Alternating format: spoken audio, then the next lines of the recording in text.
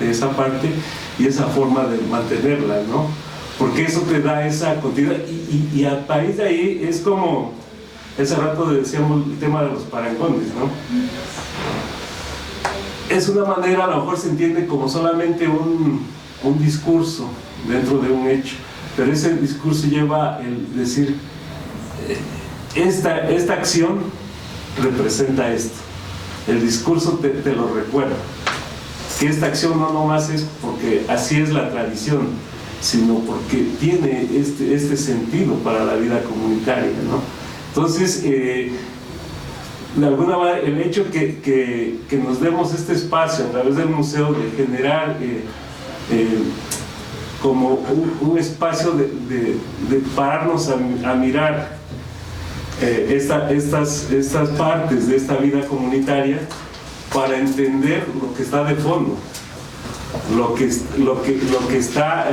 Nosotros ahí cuando trabajamos con los niños, con Erika, pues decíamos como que esos principios como que nos llevan a algo dentro ya de la estructura comunitaria, que no nomás queda en la reflexión, sino queda también en la acción. Ahora sí vamos a llevarlo a cabo. Vamos a lo que decía Tere, lo del parangón, que ya se establece dentro del cambio de autoridad, ¿no? Esto lo vamos a tener que implementar. Algunos tequios, muchas cosas que nosotros hemos visto y cosas que no hemos visto, pero que nos lleva a eso, ¿no? Entonces yo lo veo, regresando, para no perderme, este tema de lo individual, que puede darse de la manera física o la manera que nosotros percibimos aparentemente, pero que ya está en el colectivo, dentro de la propia comunidad, y que dice, vamos por ahí, ¿no? Que por ahí lo trabajamos. Sí, también yo quiero agregar un poco sobre la cuestión de la memoria. A nivel individual, cuando echamos a andar este proceso de memorizar, hay una intencionalidad en guardar tales recuerdos, por alegría, por tristeza o porque nos impactó personalmente, ¿no? Pero hay una intención en guardar esa memoria y no otra, ¿sí? Quiere decir entonces que la memoria tiene, a nivel personal tiene intencionalidad, pero cuando lo llevamos al colectivo, ahí se complican las cosas, porque es una síntesis, ya no solo individual, sino que diferentes pensamientos, inteligencias participan en ese hecho. Entonces la memoria se va construyendo. Ese manantial no existía, sino que lo fuimos elaborando, ¿sí?, a lo largo del tiempo. Sí. Entonces la memoria son datos históricos que nos permiten, cuando hay un evento, sacar ese dato, decir, es que esto pasó en tal año, ¿no? O sacamos otro dato, no, es que este terreno es del difunto Juan Velasco Gola y hay que guardarlo ahí porque algún día va a llegar otra vez, ¿no? Entonces, ¿qué estamos haciendo? Remitirnos a un recuerdo, a un evento pasado, pero que tuvo un propósito, tiene un propósito, ¿sí? No es casual que hayamos guardado ese dato, ¿sí? Entonces, lo más rico de esto es que las comunidades guardan esa memoria, ese manantial, para poder recurrir a él cuando necesitemos ese dato o esa información, ¿no? los mazatecos tienen un término para hablar de ese manantial, que es el Nashinandá. ¿Sí? Y en zapoteco nosotros le llamamos Truzí, que es el manantial del conocimiento. ¿Sí? Entonces esa construcción, a pesar de que tiene tantos siglos, es una construcción y es válida, porque la gente se remite a ella cuando necesita ese dato.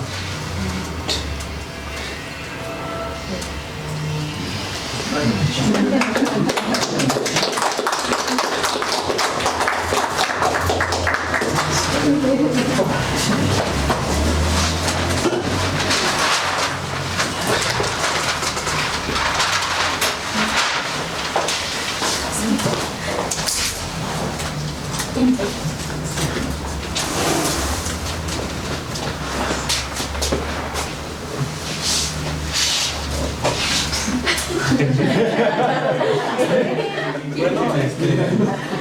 nosotros vamos igual a comenzar. Uno de los puntos que sentimos que caracteriza pues a la descolonización es empezar a cuestionarnos, ¿no? A empezar a cuestionar qué precisamente es el colonialismo. Sentimos que usualmente la gente piensa que el colonialismo en México terminó en el siglo XIX con la independencia, pero también hay que poder analizar cómo es que surgió esto, ¿no? Porque si bien se reestructuró el poder no se dividió entre todos, sino que quedó bajo un sector muy específico, que en este caso pues eran los criollos y los los mestizos, exactamente, ¿no? Entonces, a partir de esto, pues todavía quedó una gran cantidad de comunidades y grupos étnicos que quedaron sin representación alguna, lo cual también se empezó a reforzar a mediados del siglo XX, incluso desde inicios del siglo XX, ¿no? En el cual se empezaron a implementar estrategias para ya poder establecer un estado ya, una nación ya completa, ¿no? Que se basaba pues en adaptar a las comunidades. ¿Cómo era esto? Pues hacer que las comunidades dejaran de ser ellas mismas para poder asimilar una nacionalidad, que en este caso es la nacionalidad mexicana. Por eso es que pusimos ahí el colonialismo capitalista y el eurocentrismo, ya que pues varios intelectuales de aquella época consideraban que para que el país pudiese progresar, las comunidades deberían dejar atrás lo que los hacía indígenas para poder adoptar una posición que los llevara hacia un progreso. Y a partir de esto es que nosotros consideramos que también aparece la resistencia. La resistencia, pues, igual voy a retomar tu ejemplo del huevo, ¿no? Yo considero que a partir de que, no sé, siento yo que me hacen mal de ojo y recurro a una técnica que es tradicional en mi comunidad, ya me estoy yo resistiendo a estos nuevos métodos, ¿no? Que traen, no sé, la medicina occidental. Y de igual manera, ¿no? La lengua, el mismo Estado se ha encargado de crear estos espacios donde la población ya no se sienta segura de comunicarse por su lengua materna. También está la revalorización y la acción. Bueno, esto te toca. Sí, bueno, en otras de las características de los procesos de descolonización, nosotros veíamos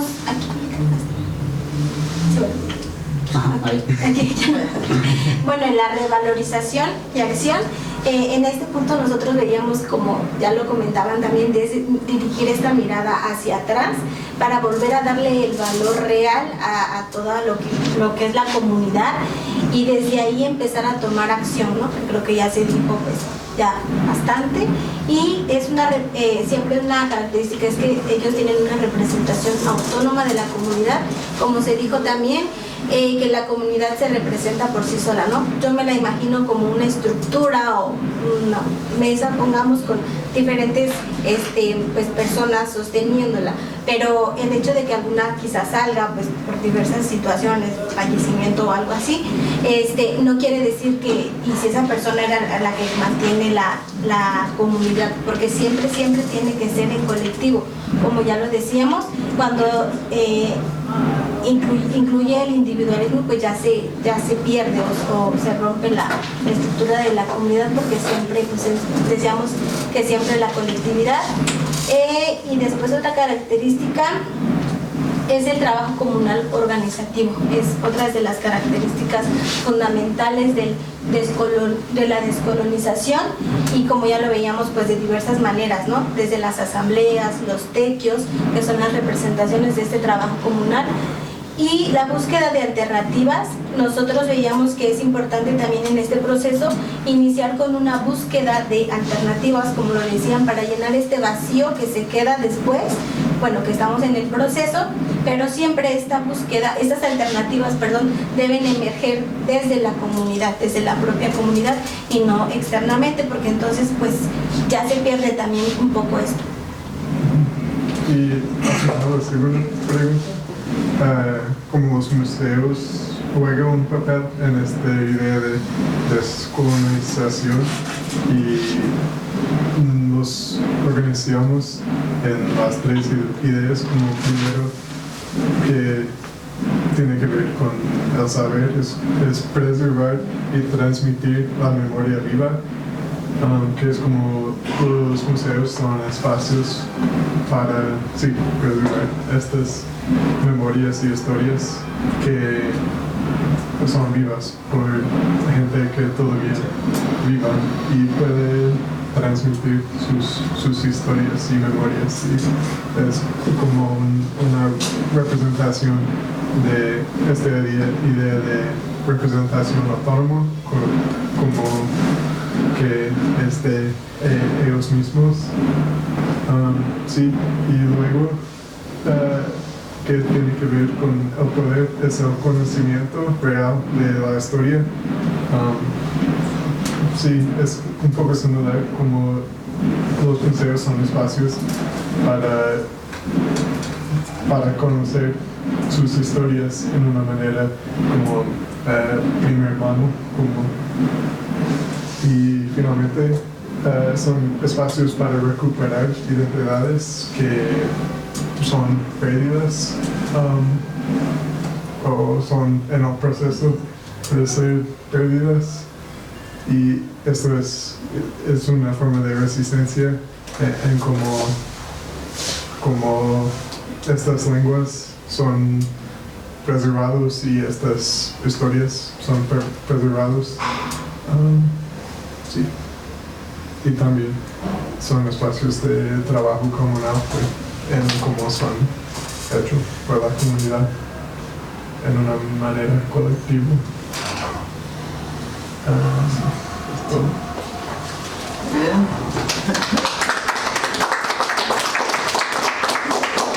Quería como reforzar un poco esto que dicen de un nivel de saber, cómo el museo comunitario interviene en el saber, es que como los temas mismos están siendo seleccionados por la comunidad y hay grupos de investigación de la comunidad, se construye el conocimiento de esa manera. O sea, también es el objetivo, como ponen, ¿no? Preservar, transmitirlo, pero además esa memoria viva como dice, ¿no? Como dice aquí el profesor Eleazar, se construye de varias voces que están presentes por la misma gente de la comunidad, no es por un investigador que llega y lo hace, ¿no? Sino que en el mismo proceso se construye un saber de una forma diferente, ¿no? El sujeto y objeto ya no es así como el investigador y un informante, que es el objeto, ¿no? Sino que es un proceso que todos son sujetos. Eso sí es una forma de construir saber distinta. Bueno, yo creo que es muy interesante ver que para poder entender las formas de descolonización del saber, del poder y del ser, se tiene que hacer un cuestionamiento crítico de la estructura social pero también de las ideas que impone el colonialismo. O sea, si el colonialismo es una invasión de lo real y de lo imaginario, no es solamente ocupación de espacios y extensión de la dominación, sino que eso se hace a través de ideas que la gente comparte. O sea, la forma en que podemos ser dominados es compartiendo las ideas que nos impone la dominación. Y en general hay dos ideas que son fundamentales para la dominación. Una es que el carácter universal de las cosas. Pensar que hay cosas que son universales es no entender la realidad más que en la perspectiva que le interesa al poder. O sea, si el poder piensa, la ciencia son conocimientos universales. Lo universal niega lo local no sirve, son cosas, el mal de ojo, el curarse con huevos, eso no sirve, porque no es una ley universal, sino que lo que es una ley universal es de que el dolor de cabeza se cura con paracetamol o con otra cosa y se acabó. Porque eso es lo universal, las leyes son universales, los conocimientos universales son los que valen, las formas reconocidas universales de organización son las que valen, las religiones universales, o sea, las que se imponen sobre todo mundo, esas son las que valen, lo local no sirve. Entonces, esa es una primera idea contra lo que hay que luchar, el cuestionamiento de lo universal. Y la otra, que es fundamental y que ya veíamos en otras sesiones, es el carácter evolucionista, la mirada evolucionista de la historia. Es decir, la historia de la humanidad es ir desde lo más bajo hasta lo más alto. Y entonces ahí nos ubicamos. Entonces podemos decir que vamos a la mitad. Vamos a la mitad quiere decir que ya no estamos hasta abajo, que ya nos deshicimos de lo indígena, de lo salvaje, de lo primitivo. Ya no hablamos su lengua, hablamos español.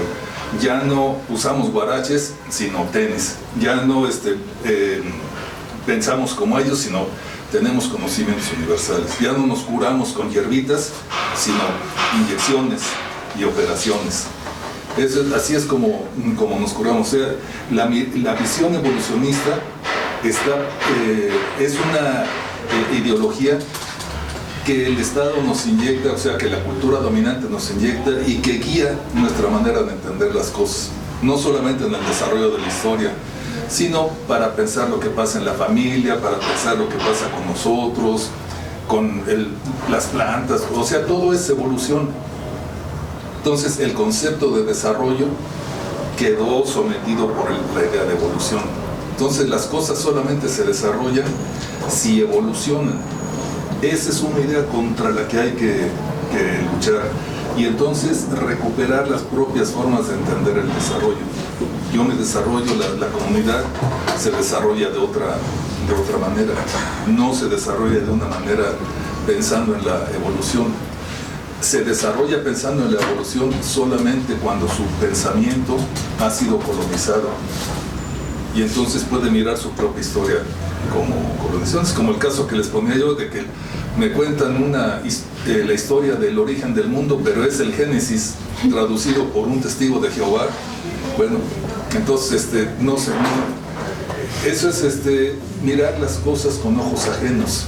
Esa es una función fundamental del Estado, que en la teoría sociológica se ha llamado enajenación, ideologización, o sea, imponer miradas ajenas. Y miradas ajenas quiere decir quitarnos la posibilidad de ver con nuestros ojos y imponernos miradas que son las que el Estado trata de que se extiendan. O sea, la forma de enfrentar eso ha sido por conciencia. O sea, reconocer la enajenación es el primer paso de la conciencia. Utilizar el pensamiento crítico precisamente para entender la realidad de otra manera, ya con conciencia, y después socializar eso con más gente para que haya más gente consciente. Creo que esas dos ideas son fundamentales de cuestionar lo universal y lo evolucionista.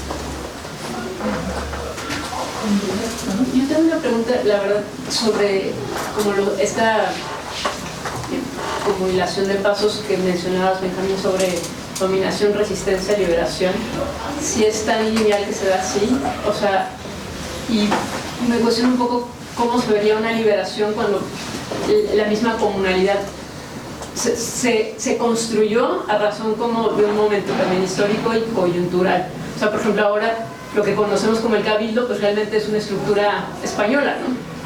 Pero entonces, ¿cómo miraríamos una liberación si lo que ahorita entendemos como comunal o propio tiene ya tintes, podremos decir, colonizadores, ¿no? Entonces, como que no es que tenga, como que me cuestiono un poco cómo se vería la liberación cuando hay como este entretejimiento entre lo propio y tal vez lo colonizado, y, o sea, si se logra como una cosa pura en ese proceso, y si hay espacios de liberación aún como en momentos de resistencia, o sea, que si se logra, por ejemplo, el hecho de que una comunidad hoy en día, bajo una como autoconciencia de lo que es propio, accione sobre eso propio, si ya está haciendo un acto de liberación o sigue siendo de resistencia. O sea, como que me entran todas esas preguntas con lo que estamos hablando en este proceso: dominación, resistencia, liberación. Bueno, yo diría rápidamente que creo que si decimos que la dominación se ejerce a través de instituciones, la resistencia significa ocupar instituciones o resignificarlas. Y resignificarlas quiere decir apropiárselas, darle un sentido distinto que sea útil no a la dominación, sino a la resistencia. Y entonces lo que vemos en el proceso de resistencia de los pueblos es más que la creación de instituciones de propias, la ocupación de instituciones de dominación. Se ocupa el municipio, se interviene el municipio y se le da un sentido distinto, como habíamos visto. Se interviene la iglesia también, y entonces la iglesia católica ya no es solamente la institución para dominar, sino que está más en manos de la gente para poder seguir practicando sus propias ideas. En ese sentido es que podemos pensar también los museos comunitarios. Los museos no son una institución indígena, han sido una institución al servicio de la dominación. Crear museos comunitarios es utilizar ese espacio de dominación para darle un sentido de resistencia, para hacerlo útil a la resistencia. Y lo que es útil a la resistencia es útil para la liberación. Precisamente la comunalidad, que es la base de la resistencia, es al mismo tiempo la base de la liberación.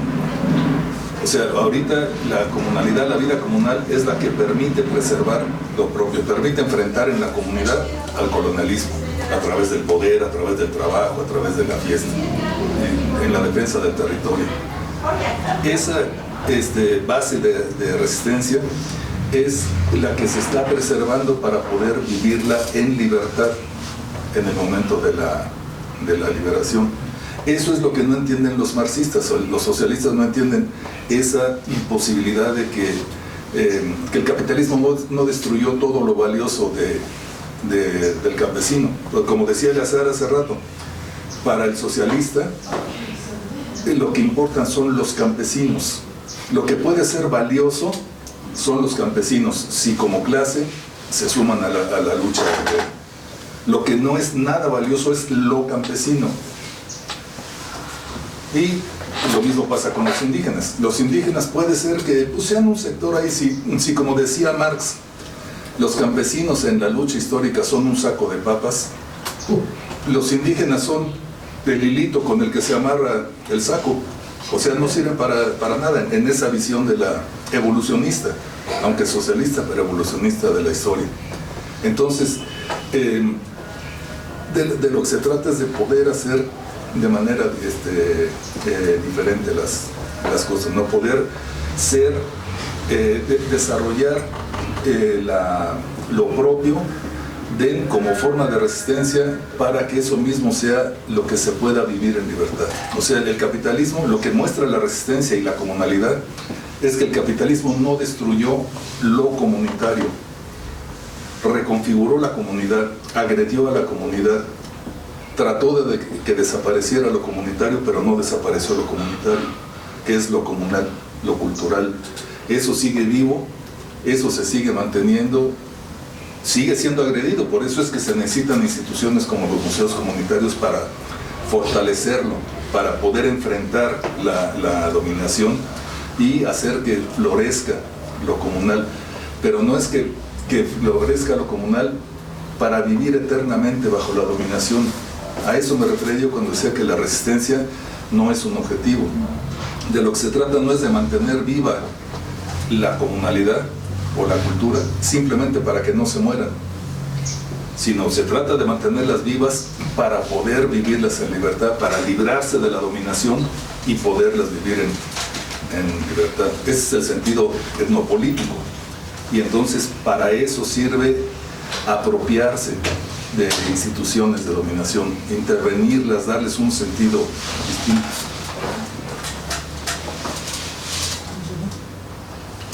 Bueno, pues otro aplauso para el equipo. Bueno, pues estamos, yo creo, concluyendo esta parte del programa y pues nos queda, yo creo, con muchas ideas sugerentes como para irnos seguir, ¿no? Pensando, reflexionando, trabajando estos temas más, ¿no? Porque son muy extensos. Pues ahora sí que muchísimas gracias a todos, a los compañeros de Calpulli. Por favor, ahí hacen saber al resto del equipo, ¿no? Que agradecemos mucho su participación. Qué bueno que ustedes sumarte aunque sea este día. Sí.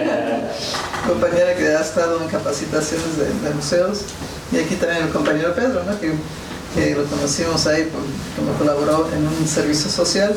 Pues interesante contar con su presencia. Y ahora sí que al profesor Eleazar y a Benjamín, pues ahora muchísimas gracias, ¿verdad? Ahora sí hicimos todo un equipo muy excelente sí. Para poder revisar esto. Y seguiremos. Y seguiremos. Sí. Pensando cómo vamos a avanzar, ¿verdad? En esto. Y aquí los alumnos que están llegando de Kalamazoo dando su buen esfuerzo así en sus lecturas, todo muy bien, ¿no? Esto ayudó a generar, enriquecer toda esta discusión. Pues siempre nos damos un aplauso colectivo, ¿verdad?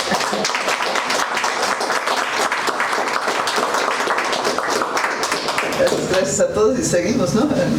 Como dicen, en el mismo canal. Ahora y en el mismo canal.